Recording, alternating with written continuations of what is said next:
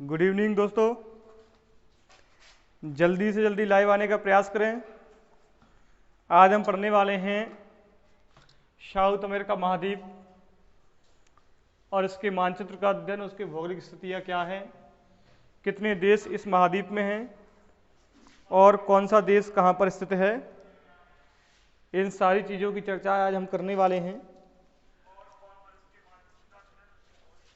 तो आप सभी लोग जल्दी से जल्दी लाइव आने का प्रयास करें, ग्रुप में डालो। हाँ कर दिया।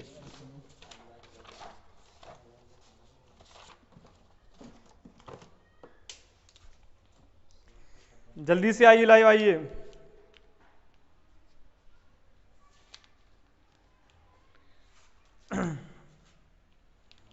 आकाश शर्मा गुड इवनिंग, विवेक गुड इवनिंग।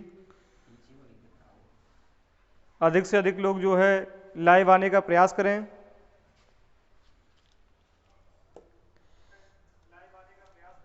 देखिए आज हम पढ़ने वाले हैं दक्षिण अमेरिका महाद्वीप।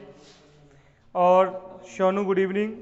दक्षिण अमेरिका महाद्वीप की यदि हम बात करते हैं तो यहाँ पर सबसे पहले बात ये आती है कि दक्षिण अमेरिका महाद्वीप में कितने देश हैं। तो दक्षिण अमेरिका महाद्वीप की यदि बात करते हैं तो दक्षिण अमेरिका महाद्वीप में कुल देशों की संख्या 13 है। कुल 13 देश दक्षिण अमेरिका महाद्वीप में हैं, ठीक है ना। दक्षिण अमेरिका महाद्वीप में 13 देश हैं। यदि बात करते हैं दक्षिण अमेरिका महाद्वीप की तो दक्षिण अमेरिका महाद्वीप का सबसे बड़ा देश ब्राज़ील है। दक्षिण अमेरिका महाद्वीप का सबसे बड़ा ब्राज़ील है।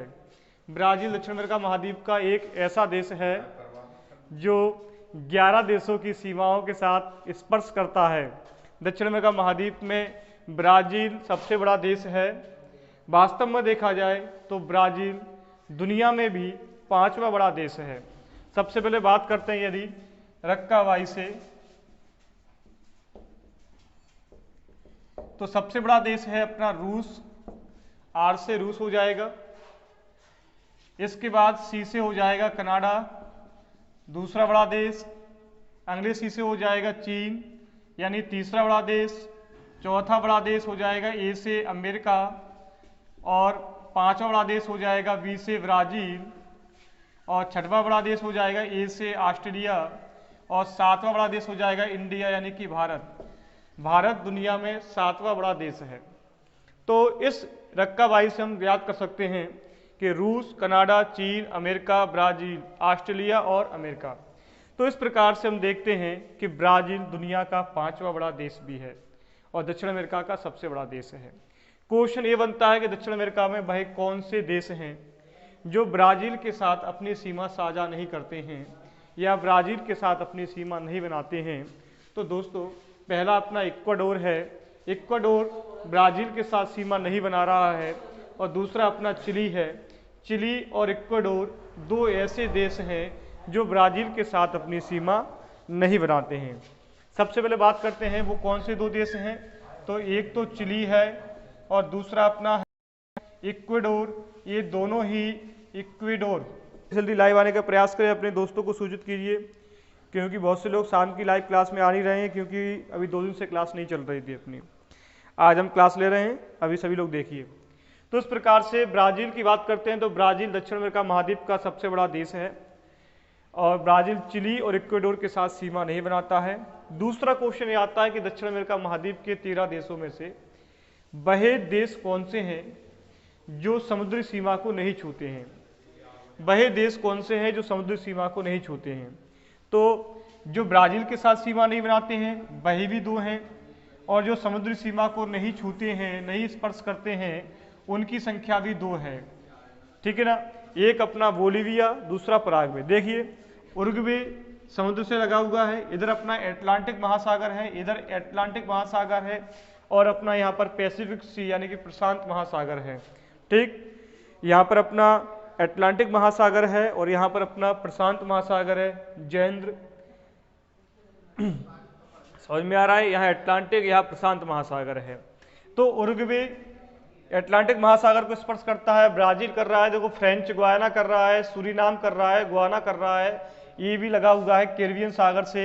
ये अपना जो देख रहा है ये पनामा जल संधि है, पनामा जल संधि। यहाँ से इसी पनामा जल संधि के दौरान उत्तर अमेरिका दक्षिण अमेरिका से लगा हुआ है, इसके ऊपर उत्तर अमेरिका है या दक्षिण अमेरिका है, तो इसके दौरान उत्तर अमेरिका दक्षिण अमेरिका से अलग हो जाता है। कोलंबिया भी सीमा बनाता है। ठीक है ना। कोलंबिया क्वेश्चन बनता है, याद रखना कोलंबिया के ऊपर क्वेश्चन बन जाता है, वह दक्षिण अमेरिका महाद्वीप का कौन सा देश है जो प्रशांत महासागर व कैरिबियन सागर या प्रशांत महासागर और अटलांटिक महासागर दोनों को स्पर्श करता है, वह कौन सा देश है, तो उसका नाम है कोलंबिया। देखो कोलंबिया का ये वाला जो हिस्सा दिख रहा है आपको, ये जो हिस्सा दिख रहा है ये प्रशांत महासागर को टच कर रहा है।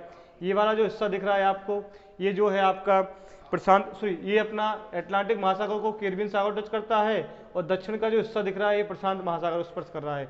ये अपना प्रशांत महासागर है, मान चल सकते हैं प्रशांत महासागर है, ये अपना पूरा अटलांटिक महासागर है, ये अपना प्रशांत महासागर है। क्लियर हो रहा है।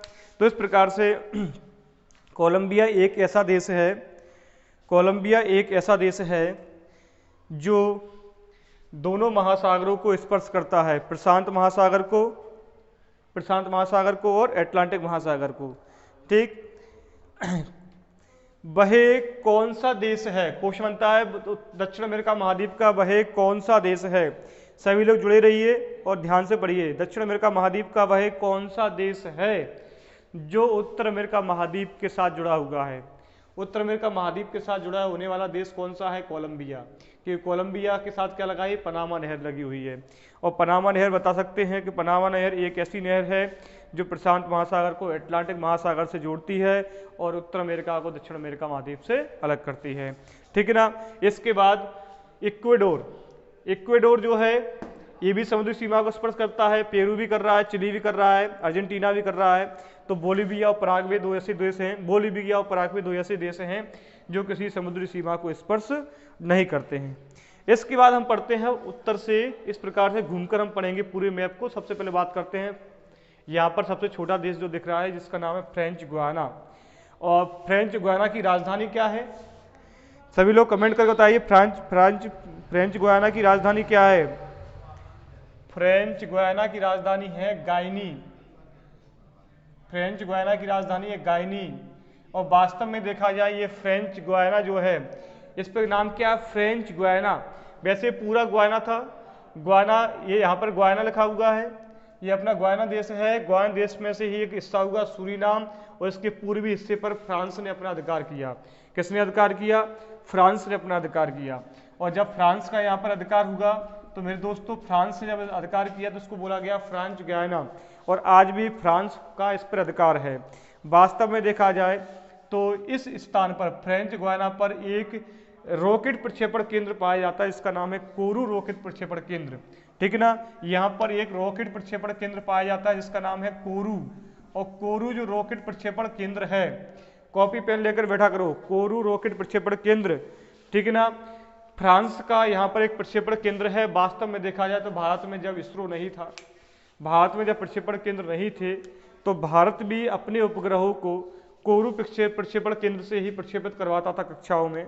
तो ये काफी चर्चा में रहा है कोरू प्रक्षेपण केंद्र। ये वास्तव में फ्रेंच गुयाना में है, फ्रांस का है। ठीक है ना। इसके आगे चलते हैं सूरीनाम। सूरीनाम की राजधानी क्या है, सूरीनाम की राजधानी है परामराइबो। क्या नाम है,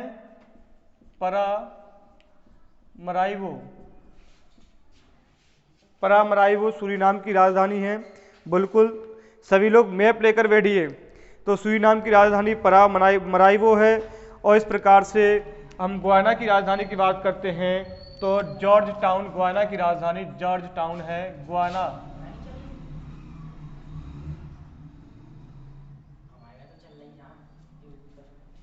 जॉर्ज टाउन जो है गुयाना की राजधानी है। गुयाना की राजधानी जॉर्ज टाउन है। ये तीनों ही देश जो है बहुत छोटे छोटे देश हैं। वास्तव में एक देश गुयाना था, बाद में इसके 3 हिस्से हुए, गुयाना, सूरीनाम और फ्रेंच गुयाना। फ्रेंच गुयाना में फ्रांस का अधिकार है और ये फ्रांस का देश है। कह सकते हैं कि यूरोप का वह कौन सा दक्षिण अमेरिका का देश है जिस पर यूरोप का अधिकार है या यूरोपीय आधिपत्य है, तो उसका नाम है फ्रेंच गुयाना। ठीक है ना, इस पर फ्रांस देश का अधिकार है। थोड़ा और आगे चलते हैं, हम आते हैं वेनेजुएला पर। वेनेजुएला की राजधानी, वेनेजुएला की राजधानी, वेनेजुएला की राजधानी है कराकस। वेनेजुएला की राजधानी है कराकस। कराकस वेनेजुएला की राजधानी है। वेनेजुएला देखा जाए तो सबसे उत्तरी देश है। अगर देखा जाए तो दक्षिण अमेरिका महाद्वीप का सबसे उत्तरी देश कौन सा है? दक्षिण अमेरिका महाद्वीप का सबसे उत्तर में देश वेनेजुएला देश है। वास्तव में देखो तो वेनेजुएला ये हिस्सा ऊपर की ओर निकल रहा है। सभी देशों में सबसे ऊपर कौन है? वेनेजुएला है। तो सबसे उत्तरी देश कौन सा है? वेनेजुएला है। अनुष्का मौर्य, बहुत दिनों बाद पढ़ने आए अनुष्का, 2-4 दिन से कहाँ थे अपन। तो इस प्रकार से वेनेजुएला के सबसे उत्तरी देश है। वास्तव में देखा जाए तो दुनिया में वेनेजुएला का नाम बहुत अधिक प्रसिद्ध है पेट्रोलियम उत्पादन को लेकर के। पेट्रोलियम उत्पादन को लेकर इसका नाम क्यों है? क्योंकि वास्तव में देखें तो वेनेजुएला के उत्तर में एक झील पाई जाती है जिसे बोलते हैं मराकाइबो झील। क्या बोलते हैं इसको? मराकाइबो झील। और जो मराकाइबो झील जो है,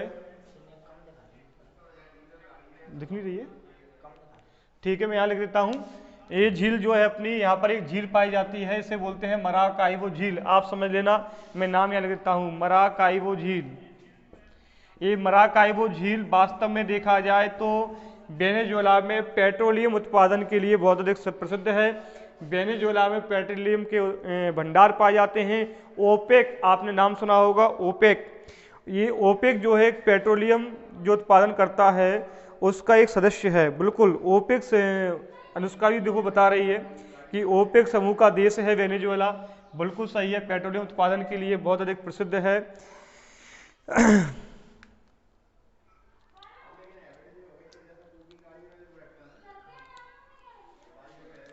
आज हम देवेश भैया एंड योगेश संग में पढ़ रहे हैं लैपटॉप पर। अच्छा ये बात है, अच्छी, वेरी गुड, पढ़ते रहिए। तो इस प्रकार से वेनेजुएला सबसे उत्तरी देश है। वेनेजुएला में पेट्रोलियम के भंडार पाए जाते हैं। वास्तव में देखा जाए तो वेनेजुएला ओपेक देशों का जो समूह है, ओपेक जो पेट्रोल उत्पादन के लिए जाना जाता है, उसका एक देश है वेनेजुएला। इसके बाद बात आती है कोलंबिया। तो कोलंबिया के बारे में बता चुका हूँ। कोलंबिया की राजधानी मुझे बताइए। कोलंबिया की राजधानी, मैं सभी देशों की राजधानियों के बारे में बात करूंगा। कोलंबिया की राजधानी है बगोटा। कोलंबिया की राजधानी है बगोटा, ठीक है ना।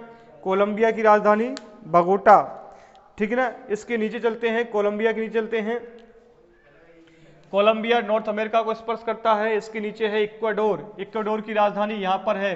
वास्तव में देखा जाए तो ये आपको ग्रीन कलर से एक लाइन दिख रही होगी। ग्रीन कलर से एक लाइन पूरे देश से, पूरे महाद्वीप से निकलती हुई दिख रही होगी। ये ग्रीन कलर की लाइन है 0 डिग्री अक्षांश। इसे 0 डिग्री अक्षांश कहते हैं। ये 0 डिग्री अक्षांश दक्षिण अमेरिका महाद्वीप के 3 देशों से होकर निकलता है, जिसे बोलते हैं हम इक्वाडोर, कोलंबिया और ब्राजील। इक्वाडोर, कोलंबिया और ब्राजील, इन 3 देशों से होकर निकलती है भूमध्य रेखा। इसे विषुवत रेखा या 0 डिग्री अक्षांश भी कहते हैं। वास्तव में बात करते हैं इक्वेटर की, तो इक्वेटर 3 देशों से होकर निकलती है, इक्वाडोर, कोलंबिया और ब्राजील। और जस्ट क्वेश्चन बनता है कि वह कौन सा देश है, दक्षिण अमेरिका महाद्वीप का वह कौन सा देश है जिसकी राजधानी इक्वेटर के ठीक उत्तर में है। इक्वेटर के ठीक उत्तर में जिसकी राजधानी है उसका नाम है इक्वाडोर। इक्वाडोर की राजधानी क्वाटो। ये क्वाटो जो है, क्यूटो जो है अपना ठीक उत्तर में क्यूटो है, जो कि क्यूटो ठीक उत्तर में है किसके? भूमध्य रेखा के, ठीक है ना। और दुनिया की सबसे अधिक ऊंचाई पर स्थित राजधानी भी क्योटो है। दुनिया की सबसे अधिक ऊंचाई पर स्थित राजधानी भी क्योटो है। कुछ किताबों में बोलिविया की राजधानी जो लापाज है उसको दुनिया में सबसे अधिक ऊंचाई पर स्थित राजधानी बताया जाता है। क्योटो को दूसरे नंबर पर माना जाता है।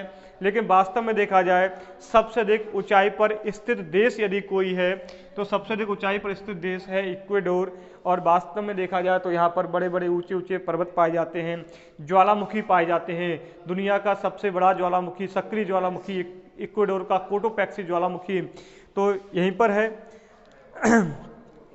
लापाज, ठीक है ना। तो कुल मिला के लापाज को भी बताया जाता है कि दुनिया की सबसे ऊंची राजधानी लापाज है बोलिविया की। इक्वेडोर दूसरे नंबर पे आती है, लेकिन इक्वेडोर ही आपको लगाना है, इक्वेडोर ही दुनिया की सबसे ऊंची राजधानी मानी जाती है। आगे चलते हैं हम, थोड़ा सा आते हैं पेरू पर। पेरू की राजधानी है लीमा, पेरू की राजधानी लीमा है।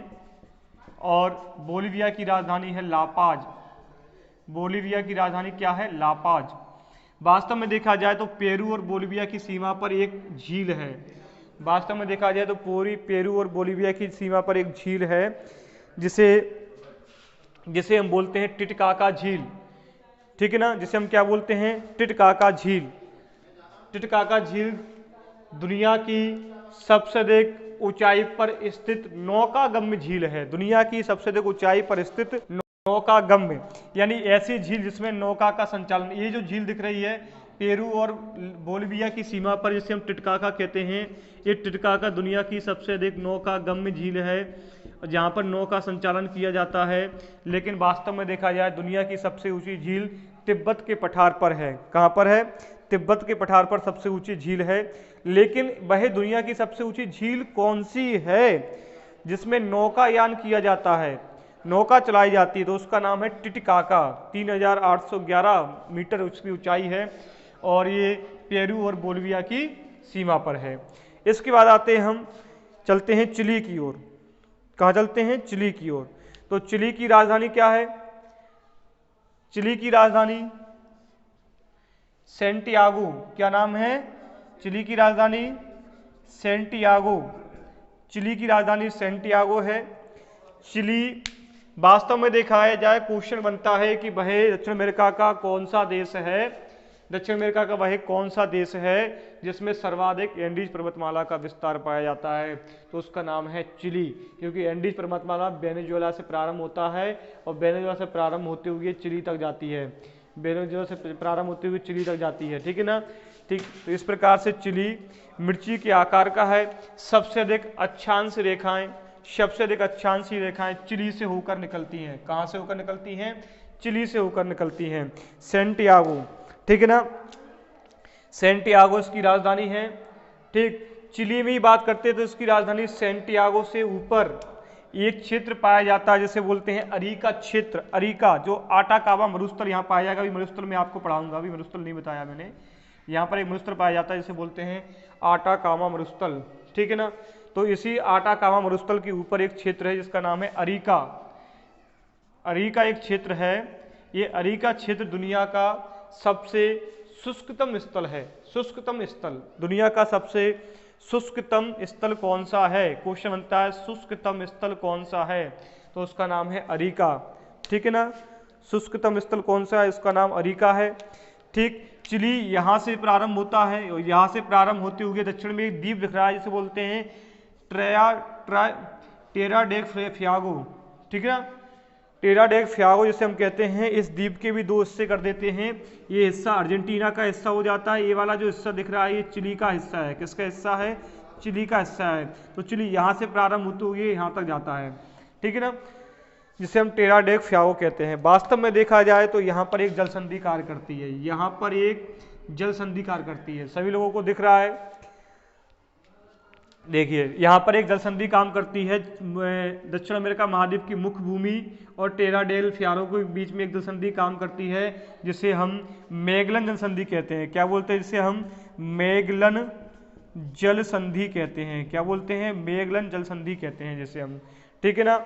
और इसी मैगलन जल संधि के द्वारा अटलांटिक महासागर को आर्कटिक महासागर से जोड़ा जाता है। अटलांटिक महासागर को आर्कटिक महासागर से जोड़ा जाता है जिसे हम मैगलन जल संधि कहते हैं।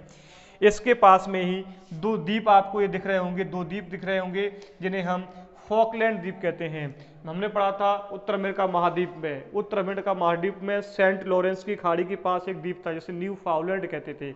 वो न्यू फाउलैंड है, और दक्षिण में क्या है, फॉकलैंड के द्वीप हैं, ठीक है ना। यहाँ पर फॉकलैंड की जलधारा भी चलती है, मैंने आपको बताया था। इस फॉकलैंड के द्वीपों पर अधिकार किसका है, ग्रेट ब्रिटेन का अधिकार है। किसका अधिकार है, ग्रेट ब्रिटेन का अधिकार है। इस प्रकार से यहाँ पर कुछ खाड़ियाँ पाई जाती हैं जो तीन ओर से भूमि से घिरी हुई है। सबसे पहली खाड़ी सेंट जॉर्ज खाड़ी अर्जेंटीना की है, सेंट मार्टियान्स खाड़ी ये भी अर्जेंटीना की है। रियो डा लाप्लास, यहाँ पर एक खाड़ी पाई जाती है रियो डा लाप्लास। वास्तव में देखा जाए तो अर्जेंटीना की राजधानी क्या है, ब्यूनस आयर्स। अर्जेंटीना की राजधानी ब्यूनस आयर्स। ये जो है इस खाड़ी के रियो डा लाप्लास खाड़ी के जस्ट यहाँ पर है, जस्ट पास में है, बिल्कुल जस्ट कॉर्नर पर बनी हुई है राजधानी, जिसे बोलते हैं हम ब्यूनस आयर्स। बिल्कुल सही है,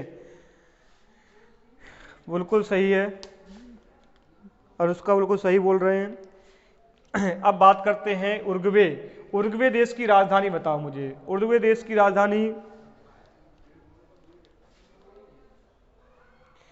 उरुग्वे देश की राजधानी और पराग्वे देश की राजधानी और ब्राजील की राजधानी, तीन देशों की राजधानी कमेंट कीजिए जल्दी से। तीन देशों की राजधानी, ब्राजील की राजधानी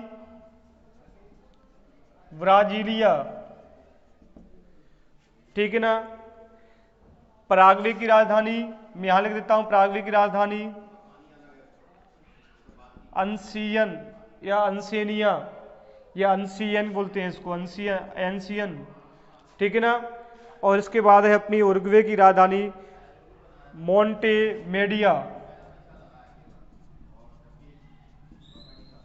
मोंटेमेडियो, ठीक है ना।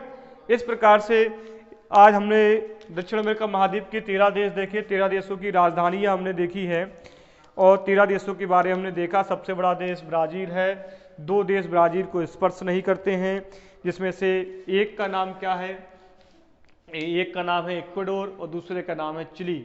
2 देश ऐसे हैं जो स्थल रुद्र देश हैं। स्थल रुद्र देश जो किसी भी समुद्री सीमा को स्पर्श नहीं करते, उसका नाम है बोलिविया व पराग्वे। राजधानी देखी, इनकी विशेषताएं हमने देखी। अब हम इसकी थोड़ी सी अंदर चलने वाले हैं और इसके आंतरिक भागों में कुछ चीज़ें हैं उनको हम पढ़ने वाले हैं। तो वास्तव में देखा जाए तो इसको ध्यान रखना, ये भूमध्य रेखा जो है 3 देशों से होकर निकलती है, पहला इक्वाडोर, कोलंबिया और ब्राज़ील। और जो मकर रेखा है, 2 रेखाएं निकलती हैं दक्षिण अमेरिका महाद्वीप से, भूमध्य रेखा और मकर रेखा। जबकि कर्क रेखा कहाँ से निकलती है, उत्तर अमेरिका महाद्वीप से। दक्षिण अमेरिका महाद्वीप से 2 रेखाएं, भूमध्य रेखा और मकर रेखा।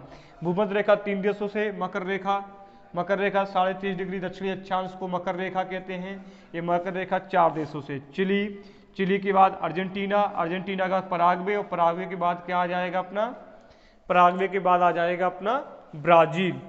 तो इस प्रकार से मकर रेखा 4 देशों से होकर निकलती है, चिली, अर्जेंटीना, पराग्वे और ब्राज़ील। और ये आपको हरे रंग से इस प्रकार से डॉट डॉट दिख रहा है, हरे रंग से जो डॉट डॉट डॉट आपको दिख रहा है, तो ये अमेजन नदी है। अमेजन नदी एंडीज पर्वतमाला से निकलती है और एंडीज पर्वतमाला से कोलंबिया ब्राज़ील होते हुए इस प्रकार से यहाँ एक खाड़ी बनाती है जिसे अमेजन खाड़ी कहते हैं। उस अमेजन की खाड़ी में यह गिर जाती है, अमेजन नदी दुनिया की दूसरी सबसे लंबी नदी है। लेकिन अपवाह तंत्र की बात करते हैं, तो जब अब हम अपवाह तंत्र की बात करते हैं तो अमेजन नदी का जो अपवाह तंत्र है वो दुनिया का सबसे बड़ा अपवाह तंत्र है। अपवाह तंत्र क्या होता है, बहुत सारी नदियां जब आकर उसमें मिल जाती हैं तो उस नदी को अपवाह तंत्र बोलते हैं। ये मेन धारा है, ये मुख्य धारा है। जैसे कि ये कोई बड़े सर हैं, उसके बाद बहुत सारे सर उनके साथ भी लगे हुए हैं, तो यानी वो क्या हो गया, पूरा कोचिंग स्टाफ यानी एकेडमिक स्टाफ हो गया है। डायरेक्टर तो केवल एक मुख्य भूमिका निभाता है, तो यहाँ पर डायरेक्टर की भूमिका अमेजन नदी निभा रही है। बाकी जो धाराएं दिख रही हैं, कहीं एचडी सर हैं, तो कहीं राहुल सर हैं, तो कहीं मुकेश सर हैं, तो कहीं साइंस वाले सर हैं, तो ये सब क्या है, इनकी मुख्य धाराएं हैं। तो इस प्रकार से अमेजन नदी का अपवाह तंत्र एक बहुत बड़ा, दुनिया का कह सकते हैं दुनिया का सबसे बड़ा अपवाह तंत्र है। दक्षिण अमेरिका महाद्वीप को पक्षियों का महाद्वीप भी कहते हैं। यहाँ पर इस बहुत अच्छे प्रकार के पक्षी पाए जाते हैं। उन पक्षियों के बारे में मैं आपको बताऊंगा, लेकिन हम बात करते हैं अब अभी हमने इसकी केवल पॉलिटिक मैप, राजनीतिक मैप देखा है, अब हम इसका फिजिकली मैप के बारे में बात करने वाले हैं। तो ये खाड़ियाँ आपके सामने बनी हुई है, मैं थोड़ा यहाँ पर साफ कर देता हूँ। 13 देश यहाँ पर हैं। अब बात करते हैं एंडीज पर्वतमाला। एंडीज पर्वतमाला वेनेजुएला से स्टार्ट होती है। एंडीज पर्वतमाला वेनेजुएला से स्टार्ट होती है और वेनेजुएला से स्टार्ट होती हुई एंडीज पर्वतमाला कहाँ तक आती है? चिली तक आती है। एंडीज पर्वतमाला कहाँ तक आती है? चिली तक आती है। तो वेनेजुएला से स्टार्ट होकर के एंडीज पर्वतमाला चिली तक आती है। तो वास्तव में देखा जाए पर्वत का निर्माण काल, पर्वतों का निर्माण काल, तो हम देखते हैं पर्वत का निर्माण काल, यदि हम देखते हैं पर्वत का निर्माण काल, तो ये 4 कालों में पर्वतों का निर्माण होता है। पहला होता है प्रीकेनियन काल। प्रीकेनियन काल में या प्रीविरियन काल में, प्रीविरियन काल में जो कि पर्वतों का निर्माण होता है, जिन पर्वतों का निर्माण होता है उन्हें हम आर्कियन पर्वत बोलते हैं, जिन्हें हम आर्कियन पर्वत बोलते हैं। दूसरा काल आया था पर्वतों के निर्माण के लिए। ये पर्वतों के निर्माण के काल की बात चल रही है, ठीक है ना। पर्वतों के निर्माण के लिए दूसरा काल आया था। इस काल को बोलते हैं पैलियोजोइक काल। और पैलियोजोइक काल में जिन पर्वतों का निर्माण हुआ उन्हें हम केजीडोनियम काल कहते हैं। क्या बोलते हैं? केजीडोनियम काल। केजीडोनियम पर्वत कहते हैं। मैं आपको बता रहा हूं कि एंडीज पर्वतमाला को क्या कहा जाता है, उसके बारे में हम बात करेंगे। तीसरी यदि हम बात करते हैं तो तीसरा काल आया था मेसोजोइक काल। मेसोजोइक काल, और मेसोजोइक काल में जिन पर्वतों का निर्माण हुआ था उन पर्वतों का नाम रखा गया था हर्सिनियन पर्वत। क्या कहा गया था? हर्सिनियन पर्वत। ये प्राचीन पर्वत है, हर्सिनियन पर्वत। जो सबसे प्राचीन पर्वत है आर्कियन पर्वत कहा जाता है। जैसे कि हम बात देखते हैं भारत की अरावली पर्वत श्रेणी आर्कियन पर्वत का उदाहरण मान लिया जाता है। तो उसके बाद निर्माण हुआ पैलियोजोइक पर्वतों का। पैलियोजोइक काल में पर्वतों जैसे हम केजीडोनियम पर्वत के हैं। इसके बाद निर्माण हुआ, एक काल चल रहे हैं और इस काल में जिन पर्वतों का निर्माण हुआ उसे हम पर्वत कह रहे हैं, ठीक है ना। उसे हम क्या बोल रहे हैं? पर्वत बोल रहे हैं। तो इसे हम बोल रहे हैं अल्पाइन पर्वत। अल्पाइन पर्वत तो वास्तव में हुआ है पहला हुआ है अल्पाइन श्रेणी की ही पर्वतमाला है। हिमालय पर्वतमाला, रॉकीज पर्वतमाला हमने उत्तर अमेरिका महाद्वीप में पढ़ा था। तो ये सभी पर्वतमालाएं कैसी हैं? अल्पाइन श्रेणी की ही पर्वतमाला हैं। क्लियर होगा? अल्पाइन श्रेणी की पर्वतमाला है। इसके बाद हम आगे बात करते हैं तो एंडीज की बात हो, हिमालय की बात हो, रॉकीज की बात हो, तो एंडीज पर्वतमाला के बारे में सबसे महत्वपूर्ण बात है कि दुनिया की सबसे लंबी पर्वत श्रेणी है। दुनिया की सबसे लंबी पर्वत श्रेणी एंडीज पर्वत श्रेणी है। किन देशों से होकर निकलती है? Venezuela, Colombia, Venezuela, Colombia, Ecuador, Venezuela, Colombia, Ecuador. और इसी इक्वाडोर में इसकी 2 चोटी पाई जाती है, 2 बड़ी बड़ी चोटी पाई जाती हैं। 2 बड़ी बड़ी चोटियों की बात करेंगे। पहली चोटी है कोटोपैक्सी, जिस पर कोटोपैक्सी ज्वालामुखी पाया जाता है। ये दुनिया की ये दक्षिण अमेरिका महाद्वीप में कोटोपैक्सी इक्वाडोर के पास में दुनिया का सबसे बड़ा सक्रिय ज्वालामुखी यहाँ पाया जाता है। और दूसरी इस पर है चिम्बाराजो। 2 बड़ी बड़ी चोटी इक्वाडोर में। एंडीज पर्वतमाला की 2 ऊंची ऊंची चोटियां इक्वाडोर में पाई जाती हैं। एक का नाम है कोटोपैक्सी, दूसरे का नाम है चिम्बाराजो। दोनों ही क्या है? ज्वालामुखी हैं। दोनों ही कैसे हैं? ज्वालामुखी चोटियां हैं, ठीक है ना। इसके दक्षिण में आते हैं इसके दक्षिण में आते हैं तो यहाँ पर एक पर्वत, यहाँ पर चिली के अंदर एक और चोटी पाई जाती है। जैसे ही आते हैं तो चिली के अंदर एक चोटी पाई जाती है। दूसरा क्वेश्चन ये बनता है कि एंडीज पर्वतमाला की सबसे अधिक चौड़ाई कहाँ पर है? तो एंडीज पर्वतमाला की सबसे अधिक चौड़ाई है वेनेजुएला में आकर के। कहाँ पर है? वेनेजुएला में, वेनेजुएला नहीं, बोलीविया में, बोलीविया। वेनेजुएला यहाँ पर है, बोलीविया यहाँ पर है। तो बोलीविया में एंडीज पर्वतमाला जो है सबसे अधिक चौड़ी है। सबसे अधिक चौड़ाई एंडीज पर्वतमाला की सर क्लास लाइव कितनी बजे से होती है? राहुल शाक्य सुबह 8 बजे से होती है और शाम 6 बजे से होती है। तो सबसे अधिक चौड़ाई है। इसके पश्चात यहाँ पर एक ऊंची चोटी पाई जाती है जिसे हम बोलते हैं ओजस डेल सलाडो, ओजस डेल सलाडो। और इसके पश्चात एंडीज पर्वतमाला की सबसे ऊंची चोटी चिली देश में पाई जाती है। एंडीज पर्वतमाला की सबसे ऊंची चोटी चिली देश में पाई जाती है, जिसे बोलते हैं अकांकागुआ पर्वत श्रेणी। अकांकागुआ पर्वत श्रेणी, अकांकागुआ पर्वत श्रेणी यहाँ पर पाई जाती है। अकांकागुआ जो दक्षिण अमेरिका महाद्वीप की सबसे ऊंची चोटी है, या एंडीज पर्वतमाला की सबसे ऊंची चोटी है, जिसे हम अकांकागुआ कहते हैं। क्लियर होगा? अकांकागुआ दक्षिण अमेरिका महाद्वीप की सबसे ऊंची चोटी है। इसकी बात करते हैं हम देशों के नाम आपको याद हो गए हैं। मैं आपको देशों के नाम बीच से यहाँ से मिटा रहा हूँ, चाहो तो स्क्रीनशॉट ले सकते हो। जल्दी से इसका स्क्रीनशॉट ले लीजिए, क्योंकि मैं इसको साफ करके और आगे की चीज़ें बताने वाला हूँ आपको।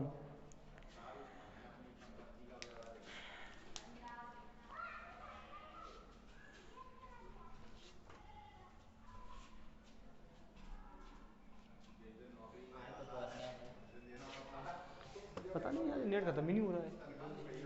सुबह भी बना दिया, पता नहीं 6 GB मिला है क्या है। यहाँ पर देखिए जरा, स्क्रीनशॉट ले लिया है तो मैं इसको साफ कर देता हूँ। इसके अंदर हम पढ़ने वाले हैं, ये अर्जेंटीना देश है, ये ब्राज़ील देश अपना है, ये अपना वेनेजुएला देश है। इन क्षेत्रों को मैंने साफ कर दिया है क्योंकि इनके अंदर में कुछ पढ़ने वाले हैं। सबसे पहले यहाँ पर एक पठार मिलता है अर्जेंटीना के अंदर है। पर्वतों की बात करते हैं तो पर्वत तो एंडीज पर्वत श्रेणी हमने देखी है, कोटोपैक्सी देखा, चिम्बाराजो देखा, ओजस डे सलाडो देखी चोटी हमने, अकांकागुआ चोटी देखी, चिली के अंदर है। अर्जेंटीना के अंदर यहाँ पर एक पठार पाया जाता है। मैं ये खाड़ियों को साफ कर देता हूँ। खाड़ियाँ आपको समझ में आई होगी, सेंट जॉर्ज खाड़ी, सेंट मॉन्टियास खाड़ी और रियो डा लाप्लास खाड़ी, ठीक है ना। तो यहाँ पर आपको ये चीज़ें समझ में आई होंगी, ठीक है ना। बस अमेजन नदी की एक चीज़ मैंने आपको बताई नहीं है, यहाँ पर ध्यान रखना। यहाँ पर एक बंदरगाह पाया जाता है, मैं लिखा हुआ था अभी इस पहले स्क्रीनशॉट यदि लिया होगा तो यहाँ पर लिखा था मानस बंदरगाह। ब्राज़ील के अंदर अमेजन नदी पर एक बंदरगाह है जिसे बोलते हैं मानस बंदरगाह। एक ऐसा बंदरगाह है जो नदी बंदरगाह है। जैसे हम कलकत्ता बंदरगाह की बात करते हैं तो कलकत्ता बंदरगाह हुगली नदी पर बना हुआ एक बंदरगाह है। तो नदी के अंदर बंदरगाह, नदी के ऊपर बंदरगाह बनाया गया है। इसी प्रकार से मानस बंदरगाह अमेजन नदी के ऊपर बंदरगाह बनाया हुआ है, क्योंकि दुनिया की सबसे चौड़ी और जल बहाव को लेकर के सबसे बड़ी नदी अमेजन नदी है। तो यहाँ बंदरगाह बनाया हुआ है। तो दुनिया का सबसे अंतरिम बंदरगाह बोलते हैं, अंतरिम यानी कि सबसे आंतरिक बंदरगाह यदि कोई है तो अमेजन पर बना हुआ मानस बंदरगाह है। इसको साफ कर दिया, अब हम आगे चलते हैं। तो यहाँ पर अर्जेंटीना में एक पठार पाया जाता है। इस पठार का नाम है पेंटागोनिया का पठार। क्या है? पेंटागोनिया का पठार। क्वेश्चन बनता है कि पेंटागोनिया का पठार किस देश के अंदर है, ठीक है ना। पेंटागोनिया का पठार जो है दक्षिण अमेरिका महाद्वीप के अर्जेंटीना देश में है। वास्तव में देखा जाए तो पेंटागोनिया का पठार शीतोष्ण क्षेत्र है, शीतोष्ण क्षेत्र, क्योंकि ये मकर रेखा के दक्षिण में आ गया है। मकर रेखा के दक्षिण है, यहाँ पर उष्ण क्षेत्र होता है। ये उष्ण क्षेत्र था क्योंकि कर्क रेखा, सॉरी भूमध्य रेखा यहाँ पर है, मकर रेखा यहाँ पर है, तो भूमध्य और मकर रेखा के बीच का क्षेत्र उष्ण क्षेत्र है, ये शीतोष्ण क्षेत्र है। तो पेंटागोनिया का पठार जो है शीतोष्ण क्षेत्र में है। और वास्तव में यहाँ पर जो है शीत मरुस्थल पाए जाते हैं, शीत मरुस्थल पाए जाते हैं। और यहाँ पर सबसे सर्वाधिक भेड़ों का पालन होता है, भेड़ पालन। भेड़ें अधिकांशतः ठंडे क्षेत्रों में ही पाली जाती हैं। तो ये क्षेत्र ठंडा क्षेत्र है, इसलिए यहाँ पर भेड़ें पाली जाती हैं, ठीक है ना। पेंटागोनिया का पठार हो गया, ठीक। अब यहाँ पर जो ब्राज़ील का ये क्षेत्र है इसे बोलते हैं ब्राज़ील उच्च भूमि। यहाँ पठार नाम नहीं देते, इस पठार को क्या बोला जाता है? ब्राज़ील उच्च भूमि के नाम से इसको जानते हैं। इस पठार का जो नाम दिया जाता है उसे बोलते हैं ब्राज़ील उच्च भूमि। ध्यान रखना, क्वेश्चन यहाँ से बनेंगे। इसे बोलते हैं हम ब्राज़ील उच्च भूमि। रविंद्र लाइट, ब्राज़ील उच्च भूमि कहते हैं इसे हम, ठीक है ना। इसे हम ब्राज़ील उच्च भूमि के नाम से जानते हैं। ये भूमि बहुत अधिक प्रसिद्ध है ब्राज़ील के अंदर, क्योंकि यहाँ पर कहवा उत्पादन होता है। कहवा यानी कि कॉफ़ी का उत्पादन होता है, ठीक है ना। यहाँ पर कहवा उत्पादन होता है, कॉफ़ी का उत्पादन होता है, क्योंकि यहाँ पर एक शहर है जिसका नाम है साओ पोलो शहर। और साओ पोलो शहर, ब्राज़ील का साओ पोलो शहर कॉफी उत्पादन के लिए ही प्रसिद्ध है। सबसे अधिक कॉफी उत्पादन कहाँ होता है? ब्राजील में। ब्राजील के किस शहर में? साओ पोलो शहर में सबसे अधिक कॉफी का उत्पादन होता है। और इस कॉफी का निर्यात हम यहाँ पर एक बंदरगाह पाया जाता है ब्राजील के अंदर। इस बंदरगाह का नाम क्या है? सेंटोस बंदरगाह। इस बंदरगाह को क्या बोलते हैं हम? सेंटोस बंदरगाह कहते हैं। और इस सेंटोस बंदरगाह को कॉफी या कहवा, कॉफी फूट भी कहा जाता है। कॉफी फूट, कहवा बंदरगाह, कॉफी बंदरगाह, क्योंकि यहाँ से सर्वाधिक कॉफी का हम निर्यात, ब्राजील जो है कॉफी का निर्यात करता है, इसलिए इसको कहवा बंदरगाह कहा जाता है। क्या कहा जाता है? कहवा बंदरगाह कहा जाता है। ठीक है। ये पेंटागोनिया का पठार होगा। ब्राजील उच्च भूमि हुई। ब्राजील उच्च भूमि के ही मध्य में यहाँ पर एक पठार पाया जाता है जिसे मोंटोगोमियो का पठार कहते हैं, या गोवा का पठार कहते हैं, या माटोगोमो का पठार कहते हैं। ठीक है। इस प्रकार से यहाँ पर एक पठार पाया जाता है ब्राजील के मध्य में जिसे माटोगोमो का पठार या माटोगो का पठार कहा जाता है। इस प्रकार से यहाँ पर पठार पाए जाते हैं। इसके बाद हम बात करते हैं घास के मैदानों की। मैं घास के मैदानों पर बिल्कुल अनुष्का सही है। सेंटोस को पोर्ट ऑफ कॉफी कहा जाता है। मैंने बोला कहवा बंदरगाह कहते हैं। सेंटोस बिल्कुल सही बोल रहे हो। ब्राजील उच्च भूमि में कॉफी का उत्पादन होता है। सबसे अधिक ब्राजील उच्च भूमि के दक्षिणी भाग में होता है। दक्षिणी भाग से साओ पोलो नामक शहर से कॉफी का निर्यात कहाँ पर करते हैं? सेंटोस बंदरगाह लाते हैं, फिर यहाँ से निर्यात किया जाता है और इसलिए इसको हम क्या बोलते हैं? कहवा बंदरगाह कहते हैं। इसलिए इसको हम क्या बोलते हैं? कहवा बंदरगाह कहते हैं। ठीक है ना। अब हम बात करते हैं घास के मैदानों की। हाँ बिल्कुल सही बोल रहे हैं। कंपास, सवाना, घास के मैदान में बताऊंगा आपको। घास के मैदानों की बात करते हैं तो सबसे पहले हम वेनेजुएला से शुरू करते हैं। यहाँ पर घास के मैदान पाए जाते हैं वेनेजुएला में जो घास के मैदान पाए जाते हैं उसको हम लियानास घास के मैदान कहते हैं। क्या बोलते हैं जिसको हम? लियानास घास के मैदान कहते हैं। ठीक है ना। लियानास घास के मैदान। इसके पश्चात इस क्षेत्र में जो ब्राजील उच्च भूमि, इस क्षेत्र में जो घास के मैदान पाए जाते हैं, ब्राजील के अंदर जो घास के मैदान पाए जाते हैं इस क्षेत्र में, साओ पालो शहर में भी घास के मैदान पाए जाते हैं। इसे बोलते हैं कंपास घास के मैदान। कंपास घास के मैदान। और जो माटोगोमो का पठार है, माटोगोमो के पठार के इस क्षेत्र में पूर्वी पश्चिमी क्षेत्र में जो घास के मैदान पाए जाते हैं उसे बोलते हैं कटिंग घास के मैदान। ठीक है ना। इसको हम कटिंग घास के मैदान कहते हैं। इन्हें हम कंपास घास के मैदान कहते हैं। और अर्जेंटीना में जो घास के मैदान पाए जाते हैं, अर्जेंटीना में पाए जाने वाले घास के मैदान पंपास कहलाते हैं। पंपास घास के मैदान कहलाते हैं। अब हम बात करते हैं इन घास के मैदानों के बारे में बात करते हैं। पंपास घास के मैदान कहाँ पर है? अर्जेंटीना देश में है। अर्जेंटीना देश में जो पंपास घास के मैदान पाए जाते हैं, तो बोलीविया में भी एक पठार पाया जाता है जिसे बोलीविया का पठार कहते हैं। बोलीविया में भी एक पठार पाया जाता है जिसे हम बोलीविया का पठार कहते हैं। ध्यान रखना, इसको बताया नहीं क्योंकि बोलीविया का पठार कहाँ पर होगा? बोलीविया देश में होगा। तो जो पंपास घास के मैदान है यहाँ पर अधिक मात्रा में घास होती है। और अधिक मात्रा में जब घास यहाँ पर होती है तो यहाँ पर एक घास होती है जिसे बोलते हैं अल्फा घास। ये अल्फा घास बहुत ही अच्छी घास होती है और इस अल्फा घास का प्रयोग जो है वहाँ के लोग जानवरों को खिलाने के लिए करते हैं जिसे अल्फा घास बोलते हैं। कंपास और कटिंग घास के मैदान सवाना क्षेत्र में पाए जाते हैं। यहाँ पर बड़ी बड़ी घासें पाई जाती हैं। और ये पंपास के बीच में, यदि मैं बात करूँ पंपास की, तो यदि पंपास के मध्य भाग को और पंपास के मध्य भाग को इन्हें ग्रान चाको घास के मैदान कहते हैं। क्योंकि खेत को आपने देखा होगा, खेत के चारों ओर जो घास होगी वो थोड़ी छोटी होगी, मध्य की घास जो होगी काफ़ी ऊंची होगी। तो ग्रान चाको घास के मैदान वो होते हैं जहाँ घास एकदम हरी और घनी घास पाई जाती है। तो कंपास और पंपास क्षेत्र के मध्य भाग में जो घासें पाई जाती हैं उन्हें ग्रान चाको घास के मैदान कहते हैं। ठीक है ना। और वास्तव में देखा जाए तो ब्राजील में जो अमेजन नदी घाटी है, अमेजन नदी घाटी के चारों ओर सदाबहारी वन पाए जाते हैं, सदाबहारी वन पाए जाते हैं। क्यों पाए जाते हैं? सवाना प्रकार की जलवायु, यहाँ पर प्रेरी जलवायु पाई जाती है, या सवाना प्रकार की जलवायु पाई जाती है। सवाना प्रकार की सदाबहारी वनों के बारे में आप फैक्ट देख लीजिए। यदि कोई पृथ्वी है, पृथ्वी के मध्य में 0 डिग्री अक्षांश है। मैंने बताया था कि विषुवत रेखा पर हमेशा 12 महीने हर दिन बारिश होती है। जब इन क्षेत्रों में विषुवत रेखीय क्षेत्र है, इन क्षेत्रों में जब बारिश होगी तो इन क्षेत्रों में क्या होगी? अधिक अच्छे वन पाए जाएंगे, बड़े बड़े चौड़ी पत्तियों वाले वन पाए जाएंगे।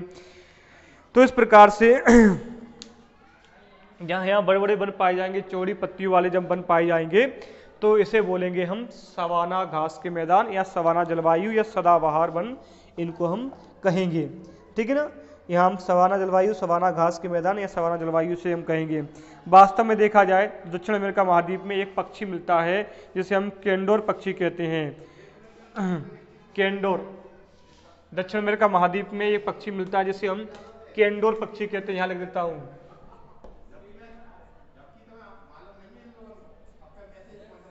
केंडोर पक्षी कहते हैं। ये विश्व का सबसे बड़ा शिकारी पक्षी होता है। ये विश्व का सबसे बड़ा शिकारी पक्षी। हम दक्षिण अमेरिका को पक्षियों का महाद्वीप क्यों कहते हैं, उसके बारे में कुछ रोचक चीजें जान लेते हैं। सबसे पहले बात करते हैं हम पहले पक्षी की, जिसे बोलते हैं केंडोर पक्षी। ये शिकारी पक्षी होता है। विश्व का सबसे बड़ा शिकारी पक्षी केंडोर पक्षी दक्षिण अमेरिका महाद्वीप में पाया जाता है। दूसरा पक्षी है रिया पक्षी। दक्षिण अमेरिका महाद्वीप में एक पक्षी पाया जाता है जिसे हम रिया पक्षी कहते हैं। वास्तव में देखा जाए तो रिया पक्षी उड़ नहीं सकता है। ये रिया पक्षी उड़ नहीं पाता है, लेकिन बहुत स्पीड के साथ तेज दौड़ने के लिए बहुत अधिक प्रसिद्ध माना जाता है दक्षिण अमेरिका महाद्वीप में, और बहुत अधिक तेज दौड़ता है। तीसरा दक्षिण अमेरिका महाद्वीप में और क्या है, दक्षिण अमेरिका महाद्वीप में एक सर्प पाया जाता है, इसे एनाकोंडा कहते हैं। और एनाकोंडा के लिए विश्व की सबसे अधिक प्रसिद्ध नदी या एक नदी घाटी जिसे हम अमेजन नदी घाटी कहते हैं, ये विश्व की सबसे प्रसिद्ध नदी है। इसकी लंबाई 10 से 12 मीटर तक होती है। एनाकोंडा सांप जो होता है, एनाकोंडा सांप की लंबाई 10 से 12 मीटर तक होती है। ठीक है ना, इसमें होता है एक प्यूमा। दक्षिण अमेरिका में जो सिंह पाया जाता है तो प्यूमा सिंह ये एक जानवर पाया जाता है जिसे हम प्यूमा सिंह कहते हैं, सबसे खतरनाक जानवर होता है। और हम्बिंग बर्ड जैसे पक्षी यहाँ पर पाए जाते हैं। तो विश्व में बहुत अधिक पक्षी दक्षिण अमेरिका महाद्वीप में पाए जाते हैं, इसलिए इसे पक्षियों का महाद्वीप भी कहते हैं। ठीक, दक्षिण अमेरिका महाद्वीप में सवाना प्रकार की जलवायु, हमने पर्वतों की बात की, पठारों की बात की, जलवायु की बात की, घास के मैदानों की बात की, देशों की बात की, राजधानियों की बात की, सारी विस्तृत चर्चा हमने दक्षिण अमेरिका महाद्वीप के बारे में कर ली है। और इनकी मुद्रा वगैरह आप लोग और देख लेना। दक्षिण अमेरिका महाद्वीप अपना कंप्लीट हो गया है। हम मिलेंगे नेक्स्ट वीडियो के साथ कल अपनी क्लास में एशिया महाद्वीप को लेकर के, और एशिया महाद्वीप में मैं 3-4 पार्ट बनाऊंगा जिसके तहत आपको एशिया महाद्वीप ठीक से समझाऊंगा। वीडियो अच्छी लगी हो तो वीडियो को आप शेयर कीजिए, लाइक कीजिए, सब्सक्राइब कीजिए। लाइक नहीं करते हो, पढ़ते हो लाइक नहीं करते वीडियो को, लगता है कि वीडियो ठीक नहीं बन रही है। ठीक है ना, वीडियो को लाइक करते रहिए, शेयर करते रहिए, और लगातार 2 टाइम वीडियो पे आते रहिए। अनुष्का जाग जाया करो, अपन जागते नहीं है। ठीक है ना, विशाल अजगर है एनाकोंडा, बिल्कुल पता है अजगर है एनाकोंडा, लेकिन सुबह जाग जाया करो। ठीक है, जब तक के लिए धन्यवाद, मिलते हैं सुबह।